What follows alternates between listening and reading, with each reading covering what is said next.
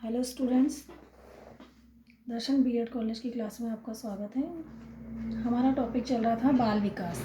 बाल विकास next topic है। इसमें बाल विकास अध्ययन के उद्देश्य, AIIMS of child development study. बाल विकास की प्रक्रिया को अध्ययन का विषय बनाने के पीछे मनोवैज्ञानिकों ने एवं शिक्षा शास्त्रियों ने अनेक महत्वपूर्ण उद्देश्य निर्धारित किए हैं। बाल विकास की प्रक्रिया का ज्ञान प्रत्येक अभिभावक एवं शिक्षक को होना चाहिए, क्योंकि बाल विकास की प्रक्रिया के ज्ञान के अभाव में कोई भी शिक्षक अपने दायित्व को पूर्ण नहीं कर सकता। इसी प्रकार इसके निम्नलिखित उद्देश्य बताए गए हैं। इसमें पहला उद्देश्य है हमारा, बाल विकास के द्वारा बालकों के विकास में उत्पन्न विभिन्नताओं का ज्ञान शिक्षक एवं अभिभावकों को कराया जाता है। सेकंड उद्देश्य है, बाल विकास के द्वारा छात्रों के चहुमुखी विकास की योजना तैयार की जाती है, जिससे उसका व्यक्तित्व निखर सके। चहुमुखी विकास से तात्पर्य सर्वांगीण विकास, उसका मानसिक एवं शारीरिक विकास जो होता है। नेक्स्ट पॉइंट है, बाल विकास का उद्देश्य अंतर्निहित शक्तियों का पूर्ण विकास करना है। फोर्थ पॉइंट, बाल विकास का उद्देश्य बालकों में प्रारंभ काल से ही स्वस्थ मन एवं शरीर का विकास करना है, जिससे बालक के सामाजिक, मानवीय एवं नैतिक गुणों का परिपूर्ण विकास हो सके। उद्देश्य के बाद पढ़ेंगे हम बाल विकास के क्षेत्र। बाल विकास के क्षेत्र वर्तमान समय में व्यापक तथ्यों को समाहित किए हुए हैं। बाल विकास के अंतर्गत किसी एक तथ्य पर विचार नहीं किया जाता, वरन बालक के संपूर्ण विकास पर विचार किया जाता है, उसकी स्मरण शक्ति, कल्पना शक्ति इत्यादि पर। बाल विकास के क्षेत्र को निम्नलिखित रूप से हम स्पष्ट कर सकते हैं। इसमें पहला पॉइंट आएगा अपना शारीरिक विकास। बाल विकास का संबंध बालक के शारीरिक विकास से होता है। इसके अंतर्गत बालक की भ्रूणावस्था से लेकर बाल्यावस्था वक्र के विकास का अध्ययन किया जाता है। यदि बालक का शारीरिक विकास उचित क्रम में नहीं हो रहा है तो उसके कारणों को ढूंढा जाता है तथा उनका निराकरण किया जाता है। अतः बाल विकास का प्रमुख क्षेत्र बालकों के शारीरिक विकास का अध्ययन करना है। कई प्रकार से जैसे हम समझ सकते हैं कि कई बार ऐसा होता है कि बालक का पूर्ण रूप से शारीरिक विकास नहीं हो सकता, उसमें कई प्रकार की कमियां पाई जाती, उसमें वंशानुक्रम को भी हम ले सकते हैं। तो उन्हें दूर करने के लिए बहुत सारे प्रयत्न किए जाते हैं या उनके निराकरण के उपाय खोजे जाते हैं। अगला पॉइंट है अपना मानसिक विकास। बालकों के मानसिक विकास का अध्ययन करना भी बाल विकास के अंतर्गत आता है। इसके अंतर्गत बालकों की क्रियाओं एवं संवेगों के आधार पर, संवेग से तात्पर्य है भय, डर, क्रोध, प्रेम, ईर्ष्या, जो उसके मन से उत्पन्न होते हैं, उसके स्वभाव में ना होकर उसके आंतरिक मन से जो चीज़ें उपयोग होती हैं वो होते हैं संवेग क्रिया। बालकों के मानसिक क्रिया विकास का अध्ययन किया जाता है। बालक में अनेक प्रकार के परिवर्तन होने लगते हैं जो कि उसके मानसिक विकास को प्रकट करते हैं। जैसे मानसिक विकास को प्रकट करते हैं, जैसे कई प्रकार बालक अपनी अवस्थाओं में वस्तुओं को पकड़ना, विभिन्न प्रकार की ध्वनियाँ करना तथा नवीन शब्द बोलना। जैसे कि कई प्रकार जो बालक सुनता है उसी प्रकार की ध्वनियाँ निकालता है। अगर उसने कुत्ते की आवाज़ सुनी है तो कुत्ते की तरह आवाज़ निकालना, या किसी जानवर की आवाज़ सुनकर उसकी नकल उतारना, या हम जो भी नया शब्द बोलते हैं उसको रिपीट करना, वो हो गया नवीन शब्द का बोलना आदि। थर्ड पॉइंट है इसी में संवेगात्मक विकास। बालकों के विभिन्न संवेगों संबंधी गतिविधियों का अध्ययन भी बाल विकास की परिधि में आता है। इसमें बालकों के विभिन्न संवेगों का अध्ययन किया जाता है। यदि बालक अपनी आयु के अनुसार संवेगों को प्रकट नहीं कर रहा है तो उसका संवेगात्मक विकास उचित रूप में नहीं हो रहा है। यदि वह आयु वर्ग के अनुसार संवेग को प्रकट कर रहा है तो उसका संवेगात्मक विकास संतुलित है। अतः इसमें बालकों के विभिन्न संवेग आते हैं, जैसे उत्तेजना, पीड़ा, आनंद, क्रोध, परेशानी, भय, प्रेम एवं प्रसन्नता आदि का भी अध्ययन किया जाता है। संवेगात्मक विकास से तात्पर्य है कि बालक में सभी प्रकार के संवेग होने चाहिए। ऐसा नहीं है कि वो किसी भी कार्य को कर आनंद का अनुभव नहीं कर रहा है, या कोई खेल या उसमें उसको आनंद का अनुभव नहीं हो रहा है। उत्तेजना या अग्रता, किसी भी चीज़ को जानने की उत्तेजना, किसी चीज़ को देखकर डरना, या किसी से अपनी हम उम्र बालक को या कोई अच्छी वस्तु देखकर स्नेह या प्रेम या प्रसन्नता प्रकट करना, यही संवेगात्मक विकास है। नेक्स्ट पॉइंट है हमारा सामाजिक विकास। बालकों का सामाजिक विकास भी बाल विकास के क्षेत्र में आता है। सामाजिक व्यवहार के अंतर्गत परिवार के सदस्यों को पहचानना, उनके प्रति क्रोध एवं प्रेम की प्रतिक्रिया व्यक्त करना, परिचितों से प्रेम तथा अन्य से भयभीत होना एवं बड़े अन्य व्यक्तियों के कार्यों में सहायता देना आदि को सम्मिलित किया गया है। सामाजिक विकास में बालक समाज में रहकर और अपने परिवार में रहकर कई प्रकार के कार्य करना सीखता है और उन अच्छे कार्यों का अनुकरण करता है। और कई बार ऐसे कार्य होते हैं जिनको करके उसको अत्यधिक प्रसन्नता होती है और कई विचारों और कई कार्यों से उसे भय का अनुभव होता है। तो वो समाज में रहकर कई प्रकार के कार्य करने का इच्छुक रहता है। उसमें सबसे प्रथम आता है उसका परिवार। अगर परिवार में अच्छे संस्कार हैं तो उसके अंदर अच्छी आदतों का निर्माण होगा। नेक्स्ट है हमारा चारित्रिक विकास। बालकों का चारित्रिक विकास भी बाल विकास के क्षेत्र में आता है। इसके अंतर्गत बालकों के शारीरिक अंगों के प्रयोग, सामान्य नियमों के ज्ञान, अहम भाव की प्रबलता, आज्ञा पालन की प्रबलता, नैतिकता का उदय एवं कार्यफल के प्रति चेतनता की भावना आदि को सम्मिलित किया जाता है। चारित्रिक विकास का निर्माण भी वो समाज में और परिवार में रहकर ही सीखता है। अगर उसके आसपास का माहौल उसे बहुत अच्छा मिला है या वातावरण, जैसा हम कह सकते हैं वंशानुक्रम व वातावरण का उसके चारित्रिक विकास पर अधिक प्रभाव पड़ता है। अगर आप परिवार में रहकर नियमों और अनुशासन का पालन करते हैं तो बालक के चरित्र में नियमों का ज्ञान होगा, अहम की भावना होगी। अगर आपके परिवार में या आपके घर में या विद्यालय द्वारा आज्ञा पालन की क्षमता उसमें उत्पन्न हुई है तो बड़ों की आज्ञा का पालन करेगा और उनकी सम्मान करेगा और उसी से उसके नैतिकता का विकास होगा। नेक्स्ट पॉइंट है हमारा भाषा का विकास।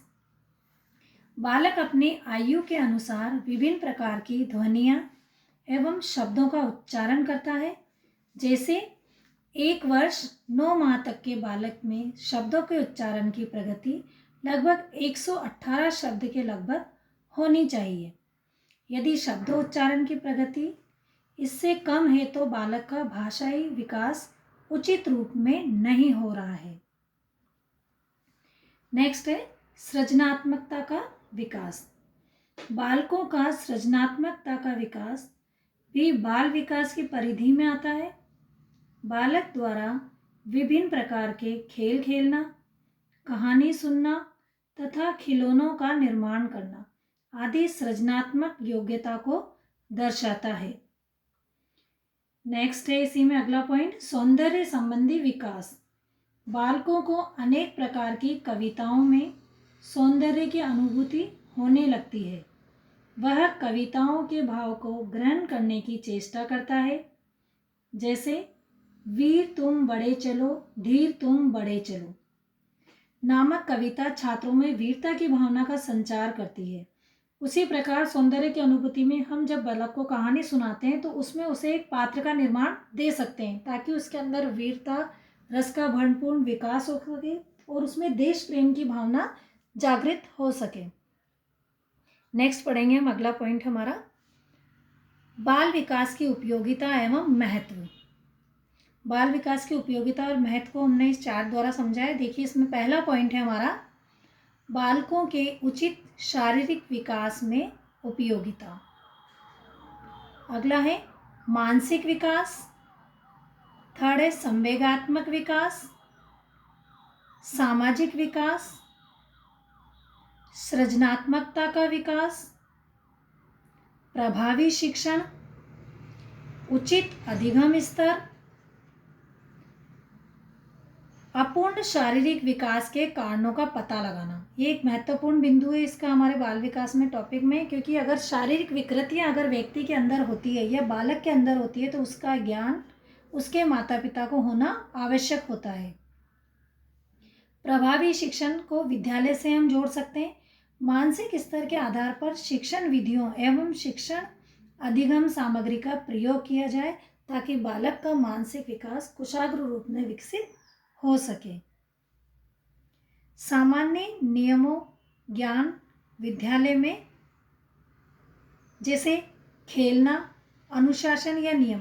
बालक महत्वपूर्ण अनुशासन के नियम अपने विद्यालय से जुड़ने के बाद ही सीखता है। समय पर विद्यालय पहुंचना, जैसे कई प्रकार के नियम है, समय पर विद्यालय पहुंचना, समय पे उसका अपना वर्क पूरा करना, जो भी उसका गृह कार्य मिला है वो समय पे करना, वही अनुशासन के नियम है। खेल कई प्रकार के जो वो विद्यालय में रहकर सीख सकता है या खेल सकता है।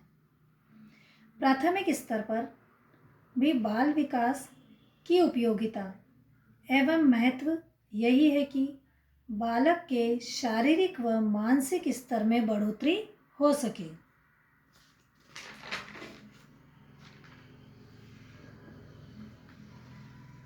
इसके बाद हमारा अगला टॉपिक चलेगा बाल विकास की अवस्थाएं। अभी तक हमने पढ़ा था बाल विकास, उसके महत्व और उसकी विशेषताएं। अब चलेगा हमारा बाल विकास की अवस्थाएं। बाल विकास की अवस्थाओं को हमने 3 भागों में बांटा है।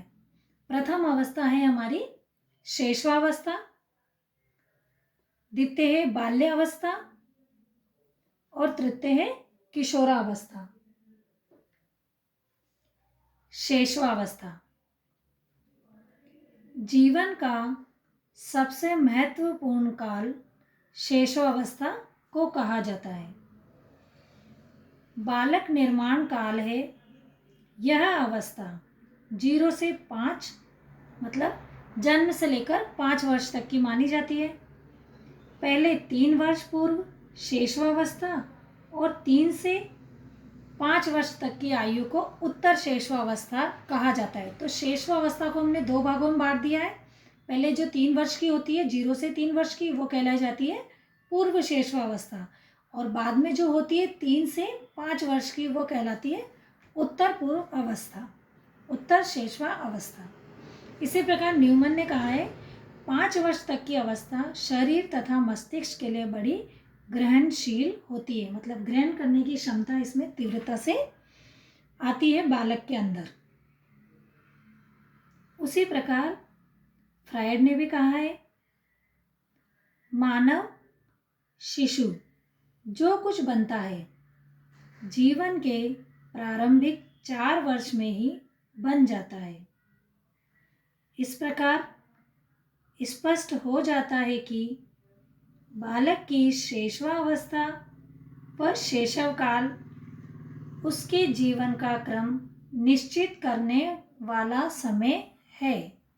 फ्रायड के अनुसार यही कहा गया है कि शैशव काल को महत्वपूर्ण माना गया है कि बालक जो ग्रहण करता है उसमें तीव्रता की क्षमता या मानसिकता और शारीरिकता, जो भी वो सोचता है या समझता है, उसमें स्मरण शक्ति या की तीव्रता का विकास शैशवावस्था में ही होता है। जैसा कि हम कह सकते हैं catching power. Crow and crow के अनुसार इस काल को अत्यधिक महत्व दिया गया है। उन्होंने कहा है, क्रो एंड क्रो ने कहा है, 20वीं शताब्दी को बालक की शताब्दी कहा जाता है।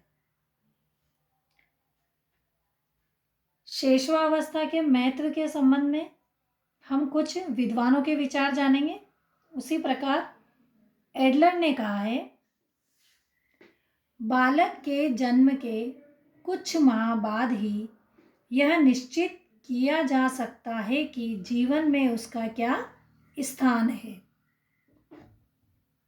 उसी प्रकार गुड NF के अनुसार इन्होंने भी अपने विचार प्रकट करें, व्यक्ति का जितना भी मानसिक विकास होता है उसका आधा 3 वर्ष की आयु तक हो जाता है। 3 वर्ष की आयु तक उन्होंने उसका मानसिक विकास माना है, गुड एफ ने।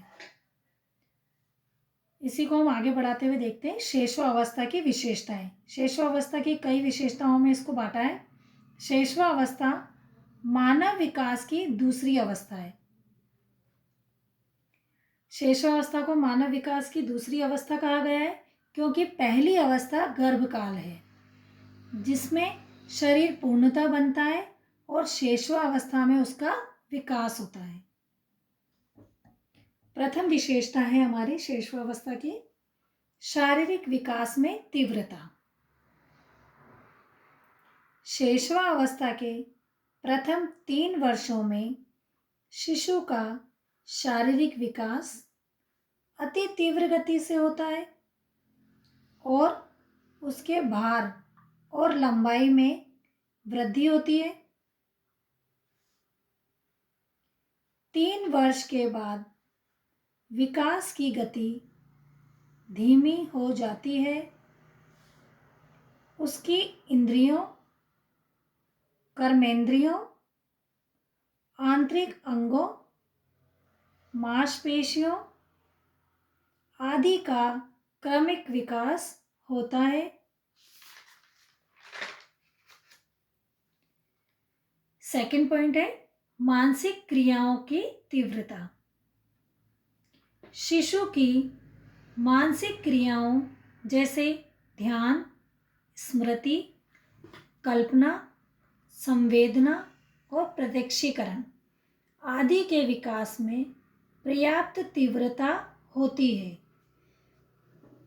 3 वर्ष की आयु तक शिशु की मानसिक शक्तियाँ कार्य करने लगती है, मतलब अपने मन से या मस्तिष्क का कार्य से वो सोचने लगता है या उसका ध्यान आकर्षित होता है। जैसे कि कई बार हम देखते हैं कि किसी खिलौने का बजाना, आवाज़ सुनकर बालक का उस तरफ देखना या कोई भी रोना, संवेदना प्रकट करना या किसी चीज़ से उसका डरना, अत्यधिक भय लगना, जैसे अंधेरा हो सकता है या कोई भयानक खिलौना हो सकता है जिसको देखकर बालक कोई संवेग उत्पन्न करे या प्रकट करे। स्मरण शक्ति से है, कई बार स्मृतियाँ हम उसे कई प्रकार की बातें बताते हैं या उन्हें सुनाते हैं। उसमें कई ले सकते हैं हम कहानियाँ या कविताएं जिनकी छवि उसके अंदर स्थापित हो सके, या कई प्रकार की कविताएं ऐसी होती हैं कि बालक के आगे तक वो कहानियाँ या कविताएं या गाथाएं उसके मन में घर कर लेती हैं। अगला है अपना थर्ड पॉइंट, सीखने की प्रक्रिया में तीव्रता। शैशवावस्था में बालक किस प्रकार अपने आप को ढालता है और किस प्रकार उसके अंदर सीखने की प्रक्रिया में तीव्रता आती है। शिशु के सीखने की प्रक्रिया में बहुत तीव्रता होती है और वह अनेक आवश्यक बातों को सीख लेता है। उसके भूलने की क्षमता उस समय कम होती है और सीखने की क्षमता अधिक होती है। जैसे गेसेल ने कहा है, बालक प्रथम 6 वर्षों में बाद के 12 वर्षों से इतना सीख लेता है। मतलब कि देखा गया है कि जो प्रथम 6 वर्षों के बाद में बालक जो 12 वर्षों में सीखता है उससे दुगना वो 6 वर्षों में ही सीख लेता है। इतनी तीव्रता उसकी स्मरण शक्ति में या सीखने की प्रक्रिया होती है। अगला पॉइंट है हमारा कल्पना की सजीवता। कप्पू स्वामी के ने कहा है 4 वर्ष के बालक के संबंध में एक अति महत्वपूर्ण बात है उसकी कल्पना की सजीवता। वह सत्य व असत्य में अंतर नहीं कर पाता है। वह असत्यभाषी जान पड़ता है, क्योंकि बालक को हम सत्य बोलना सिखाते हैं। उसे उस समय शेषावस्था में ये ज्ञान नहीं होता है कि क्या सत्य है और क्या असत्य है। वो हमारा ही, सामने वाले का ही अनुकरण करता है। नेक्स्ट पॉइंट है हमारा दूसरों पर निर्भरता। जन्म के बाद कुछ समय तक शिशु असहाय स्थिति में रहता है। उसे भोजन व अन्य शारीरिक आवश्यकताओं के अलावा प्रेम और सहानुभूति पाने के लिए दूसरों पर निर्भर रहना पड़ता है। जैसे इसमें हम प्रथम ले सकते हैं माता का उदाहरण कि बालक का ज़्यादा